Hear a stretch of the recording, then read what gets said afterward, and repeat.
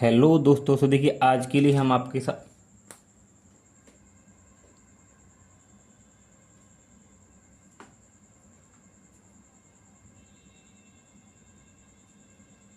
Hello दोस्तों, तो देखिए आज की इस वीडियो में हम लोग आपके लिए लेके आए हैं क्लास 10th का सामाजिक का बहुत ही वायरल पेपर। ठीक है, अगर आप क्लास 10th के विद्यार्थी हो, अर्धवार्षिक परीक्षा दे रहे हैं तो सभी जगह यही पेपर पूछा जा रहा है। ठीक है, तो देखिए अर्धवार्षिक परीक्षा 2025 का पेपर है। समय आपको 2.5 घंटा मिलेगा और कक्षा 10 विषय सामाजिक का है। ठीक है, पूरा टोटल कितना रहने वाला है? 70 नंबर का रहने वाला है। ठीक है, तो देखिए यहाँ पे आपको 20 बहुविकल्पी प्रश्न दिए गए हैं और बोर्ड एग्जाम में भी आपके 20 बहुविकल्पी प्रश्न आते हैं। ठीक है, तो देखिए सबसे पहला जो क्वेश्चन दे रखा है, फ्रांस की क्रांति का अग्रदूत किसे कहा जाता है? ठीक है, तो इसका जो सही आंसर होगा वो होगा आपका ऑप्शन नंबर बी, रूसो को फ्रांस की क्रांति का अग्रदूत कहा जाता है। तो इसका ऑप्शन नंबर बी एकदम करेक्ट होगा। दूसरा क्वेश्चन है, इटली का एकीकरण किसके नेतृत्व में किया गया था? ठीक है, तो इटली का जो एकीकरण किया गया था वो किया गया था आपका ज्यूसेप गैरिबाल्डी। तो ऑप्शन नंबर ए इसका सही होगा एकदम। ठीक, तीसरा हमारे पास यहाँ पे प्रश्न है कि नेपोलियन की पराजय कब हुई थी?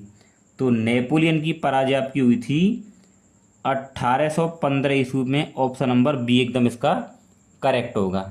ठीक है, प्रश्न नंबर 4 हमारे पास यहाँ रहने वाला है कि भारत वापस आने पर गांधी जी ने पहला सत्याग्रह कहाँ किया था? जब गांधी जी भारत वापस आए थे तो उन्होंने पहला सत्याग्रह जो किया था वो कहाँ पर किया था? तो वो आपका किया था देखिए चंपारण में। ऑप्शन नंबर ए, और चंपारण कहाँ पे आपका? बिहार में है। ठीक है, तो इसको न देकर वो बिहार भी दे सकता है, तो आप ध्यान रखें चंपारण बिहार में। तो ऑप्शन नंबर ए एकदम करेक्ट होगा। ऑप्शन नंबर देखिए, अब इसके बाद में प्रश्न नंबर 5 है, भारतीय राष्ट्रीय कांग्रेस की स्थापना कब हुई थी? वेरी वेरी इंपॉर्टेंट प्रश्न है, बोर्ड एग्जाम में ऐसा प्रश्न अक्सर करके पूछा जाता है। तो भारतीय राष्ट्रीय कांग्रेस की जो स्थापना हुई थी वो आपकी 1885 ईस्वी में हुई थी। तो ऑप्शन नंबर सी एकदम करेक्ट होगा। ठीक, इसके बाद में है, संसदीय प्रजातंत्र की स्थापना किस देश में सर्वप्रथम हुई थी? ठीक, तो इसका जो ऑप्शन नंबर सही होगा वो होगा आपका बी, इंग्लैंड में। ठीक है, इसके बाद में प्रश्न नंबर 7 क्या कह रहा है, श्रीलंका में निम्नलिखित में से कौन सा वर्ग बहुसंख्यक वर्ग है? ठीक है, यानी कि श्रीलंका में सबसे ज़्यादा कौन से वर्ग के लोग हैं? ठीक है, तो सबसे ज़्यादा कौन होते हैं? वहाँ पे सिंगली हैं। तो ऑप्शन नंबर सी करेक्ट होगा। इसके बाद में 8वां क्वेश्चन है, भारत में कुल कितने संघीय राज्य हैं? तो भारत में कुल 28 संघीय राज्य हैं। Option number B. तो क्वेश्चन नंबर 9 है, भारत में मताधिकार की आयु क्या है? यानी कि वोट डालने की जो आयु है वो क्या है? ठीक है, तो ऑप्शन दे रखे हैं देखिए 21 वर्ष, 20 वर्ष, 25 वर्ष। ऑप्शन नंबर डी एकदम करेक्ट होगा, इसका 18 वर्ष। ठीक है, तो देखिए ये हमारे एक स्टूडेंट का पेपर है, उसने ये भेजा था तो हम लोग इसको यहाँ पे हल करा रहे हैं। इसमें उन्होंने कुछ सही भी आंसर लगाए हैं और कुछ गलत भी हैं, लेकिन हम आपको सारे सही बताएंगे।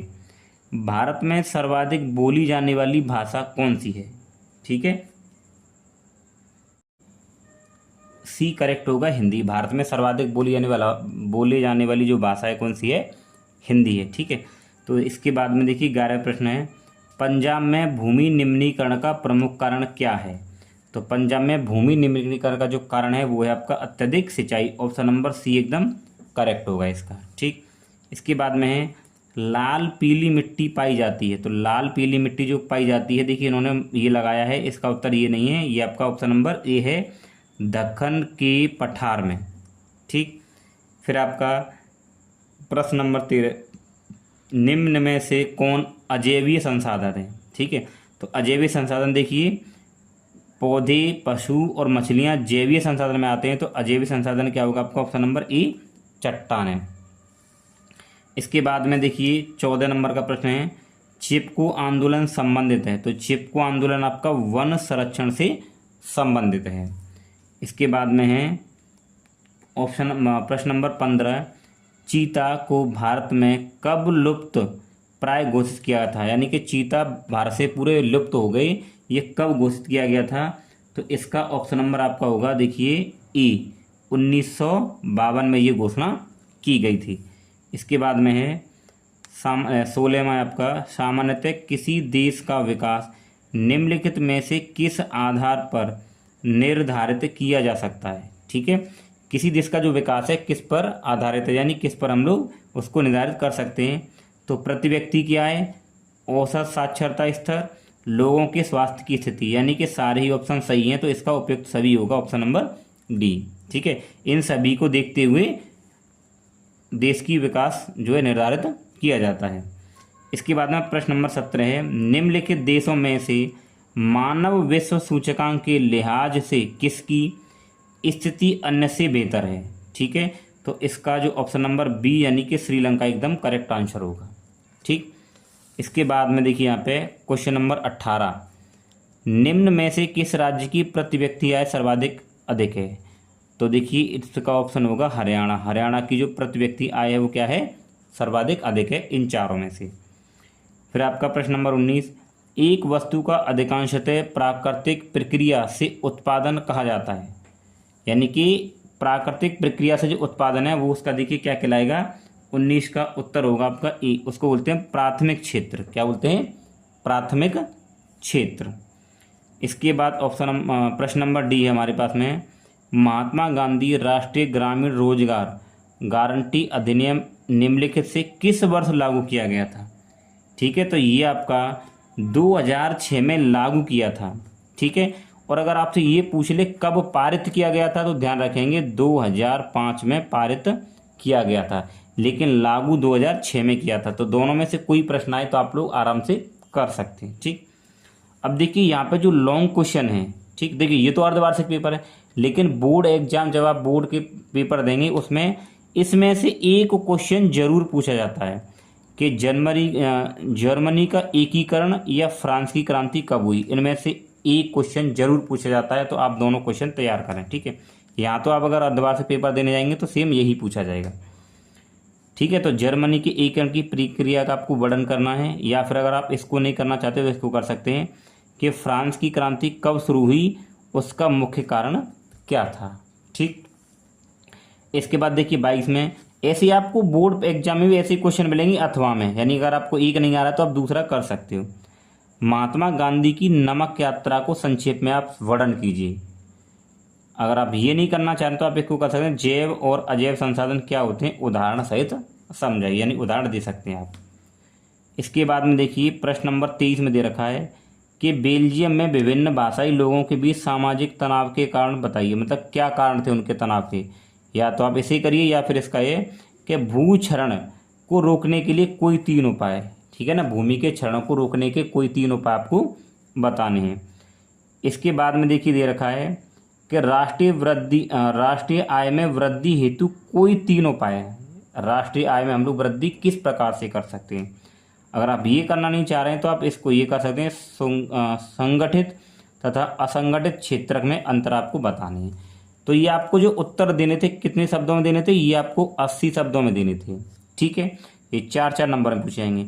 इसके बाद में लॉन्ग क्वेश्चन आएंगे 150 शब्दों में हमें आपको उत्तर आपको देना है। ठीक है, तो देखिए यहाँ भी आपको अथवा में एक में ही 2 प्रश्न दिए जाएंगे कि नेपोलियन संहिता 1804 की क्या थी वो समझाना है, नहीं तो आप इसको रॉलेट एक्ट के विरोध में, भारत के लोग रॉलेट एक्ट के विरोध में क्यों थे इसके बारे में लिख सकते हैं। ठीक, फिर आपके देखिए प्रश्न नंबर यहाँ पे क्या है, ये आपका प्रश्न नंबर होगा देखिए ये 24, 25, ये 26 कि दबाव समूह के प्रमुख कार्यों का वर्णन कीजिए। या तो आप इसको कर सकते हैं या फिर ये कि 1952 के संविधान संशोधन के पहले और बाद की स्थानीय शासन के 2 महत्वपूर्ण अंतरों को बताइए। ठीक है, इसी के साथ यहाँ पे देखिए प्रश्न नंबर 27 कि विकास मापने का UNDP मापदंड किन पहलुओं में विश्व बैंक के मापदंड से अलग है। ठीक, अगर ये करना चाहते हैं तो ये करेंगे, तो यहाँ पे ये क्वेश्चन आपके लिए आसान पड़ेगा कि जैव विविधता से आप क्या समझते हैं। ठीक, ऐसे ही इसके बाद में देखिए यहाँ एक और दे रखा 28 में, पहाड़ी क्षेत्रों में मृदा अपरदन की रोकथाम के लिए क्या कदम उठाने चाहिए। पहाड़ी क्षेत्रों में जो मृदा अपरदन जो हो रहा है उसको हम रोकना चाहते हैं तो हम क्या क्या कर सकते हैं। ठीक, इसी के साथ देखिए व्याख्या कीजिए एक देश के आर्थिक विकास में सार्वजनिक क्षेत्र कैसे योगदान करता है। ठीक है, अब देखिए ये जो मानचित्र है ना, ये आपको मानचित्र बोर्ड परीक्षा में भी आता है 10 नंबर का। ठीक है, तो देखिए वैसे 2 मिलते हैं मानचित्र। तो देखिए ये पूछा है मानचित्र संबंधित प्रश्न, वह आपको एक मानचित्र मिलेगा, उसमें आपको बताना है वह स्थान जहाँ सर्वप्रथम नमक बनाया गया था, तो उसका आपको मैप में बताना है, उसकी लोकेशन को, उसका नाम लिख देना है कि वहाँ हुआ था। ठीक है, फिर कपास उत्पादन का जो एक क्षेत्र, तो कपास का उत्पादन किस क्षेत्र में किया था, आपको मैप में ये चिन्ह दर्शा के उसको बताना है कि उसकी लोकेशन को वहाँ है। ठीक है, फिर गा देखिए उत्तर प्रदेश की राजधानी, तो उत्तर प्रदेश की राजधानी क्या, लखनऊ, उसको आपको चिन्हित करना है मानचित्र में कहाँ पर है। फिर आपका घाघरे देखिए पर्वतीय मिट्टी का एक क्षेत्र, आपको इस चित्र के माध्यम से बताना है और उसका नाम भी वहाँ पे लिखना है। गेहूं उत्पादक का प्रमुख क्षेत्र, तो इसी तरीके से आपको इन चिन्हों द्वारा मैप में वो स्थान, वहाँ पे लोकेशन आपको दर्शानी है। ठीक है, तो देखिए आपको इस प्रकार का अर्धवार्षिक पेपर परीक्षा में देखने को मिलेगा। ठीक है, तो दोस्तों अगर आप क्लास 10 के विद्यार्थी हैं, चैनल को सब्सक्राइब करें। हमारे चैनल पर आपको क्लास 10 संबंधित गणित, साइंस और आपको और भी अन्य सब्जेक्ट से रिलेटेड वीडियो मिल जाएंगे। ठीक है, थैंक यू।